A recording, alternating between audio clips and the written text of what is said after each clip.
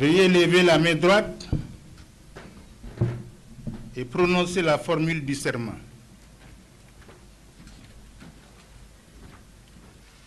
Je jure devant le peuple burkinabé et sur mon honneur de préserver, de respecter, de faire respecter et de défendre la Constitution, l'acte fondamental et les lois, de tout mettre en œuvre pour garantir la justice à tous les habitants du Burkina Faso. Le Conseil constitutionnel vous donne acte de votre serment, vous déclare installé dans vos fonctions de président du Faso, chef de l'État, et vous renvoie à l'exercice de vos fonctions. Je vous prie de bien vouloir vous tenir debout pour qu'ensemble nous observions une minute de silence à la mémoire de toutes celles et tous ceux, civils et militaires, qui ont payé le prix du sang dans la guerre que mène notre pays contre le terrorisme.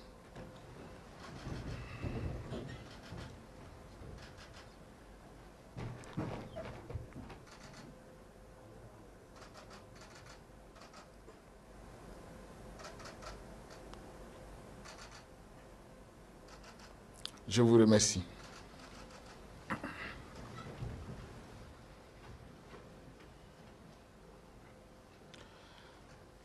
Par le fait de cette épreuve que nous traversons depuis déjà plusieurs années, nombre de nos concitoyens se battent encore quotidiennement pour retrouver leur dignité physique ou mentale.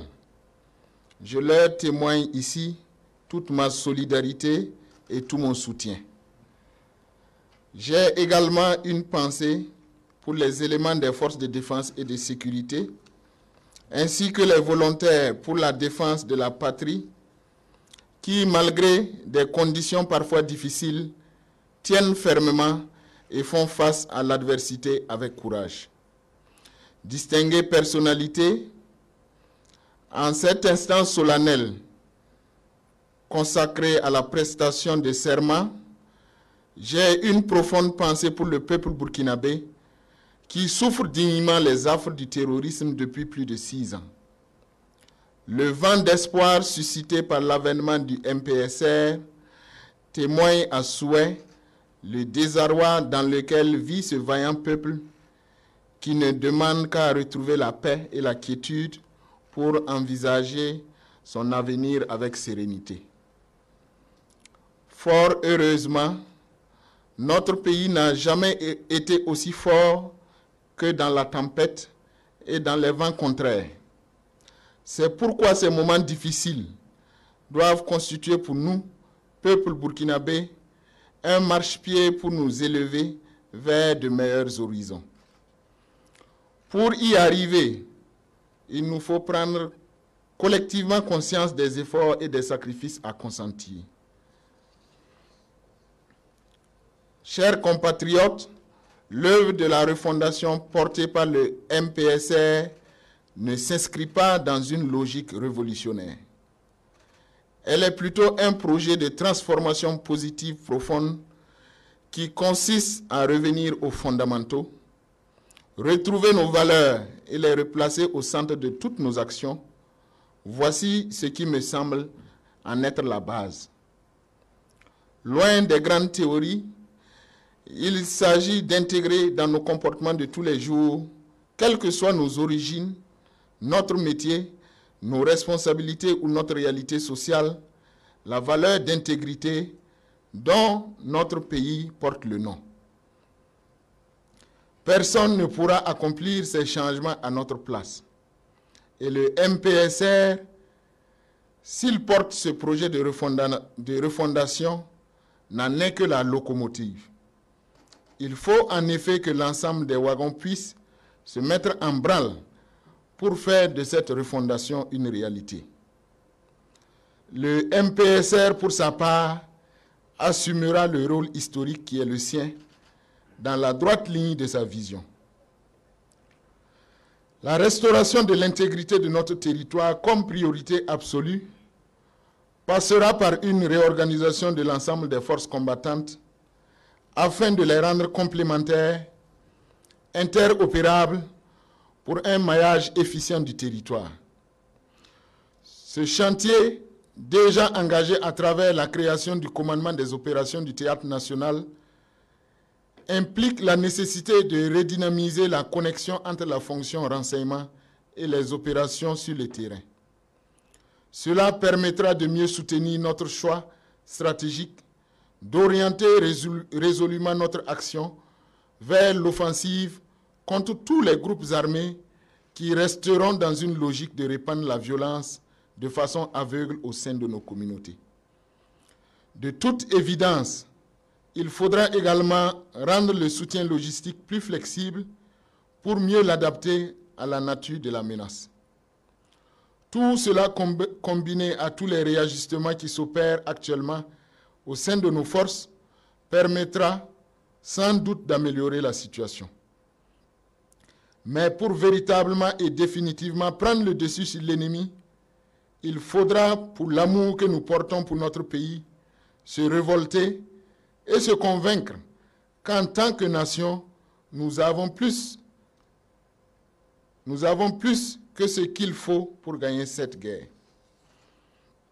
Militaires, paramilitaires, volontaires pour la défense de la patrie, nous qui sommes en première ligne de ce combat, il nous faut donner à nos populations des raisons d'espérer. Il nous faut leur insuffler notre rage de vaincre. Il nous faut leur donner l'envie de s'engager à nos côtés et de nous soutenir de toutes leurs forces. Surtout, il nous faut redonner à ces milliers de personnes déplacées internes le droit de rêver. Nous avons le devoir de leur rendre le droit de retourner chez eux, de cultiver leurs terres, de nourrir leurs familles et de créer un avenir pour leurs enfants. Avec de l'engagement, de la détermination et de la cohésion, nous pouvons y arriver et nous allons y arriver. Concitoyennes et concitoyens, au-delà de la priorité sécuritaire, la transformation que les Burkinabés appellent de tous leurs vœux doit également s'opérer au sein de l'administration et dans la gestion de la chose publique. C'est pourquoi nous allons procéder à une dépolitisation systématique, méthodique et progressive de l'administration publique. Seules doivent prévaloir les compétences techniques et la probité. De même, la lutte contre la corruption, véritable serpent de mer dans notre pays depuis plusieurs décennies, doit prendre une nouvelle dynamique. L'administration publique que nous voulons mettre en place doit constituer en elle-même, par son mode de fonctionnement et par les valeurs morales des premiers responsables, un outil qui dissuade. Dans le même sens, la justice et les structures de lutte contre la corruption auront un rôle crucial à jouer. Il faudra en effet que tous les dossiers de crimes économiques, trop longtemps restés dans les tiroirs, soient examinés au plus vite pour assainir les bases de la nouvelle administration. Ceux qui, par mauvaise volonté ou pour des raisons malsaines, tenteront de faire obstruction au processus, assumeront les conséquences de leurs actes. Ce serait en effet se tromper gravement que de considérer la volonté du MPSR d'inclure tous les acteurs dans le processus en cours comme une faiblesse. Aucun individu, aussi important soit-il, ne peut s'arroger le droit de prendre en otage notre peuple. Pour les acteurs politiques, la période de transition qui s'annonce ne doit en aucun cas être considérée comme une pause ou une trêve à l'issue de laquelle reprendraient les calculs purement électoralistes et les guéguerres de chapelle aux fins d'intérêts égoïstes. Bien au contraire, cette période doit être une opportunité d'introspection, de remise en cause et de questionnement. C'est le seul moyen de tirer leçon des échecs pour proposer aux Burkinabés des projets à la hauteur de leurs attentes.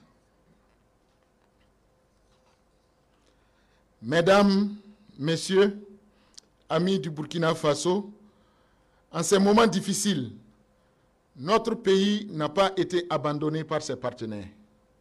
C'est l'occasion pour moi de remercier la communauté internationale pour tous les efforts consentis pour accompagner le Burkina Faso. Je voudrais également saluer la présence à cette cérémonie des représentants des organisations sous-régionales, régionales et internationales.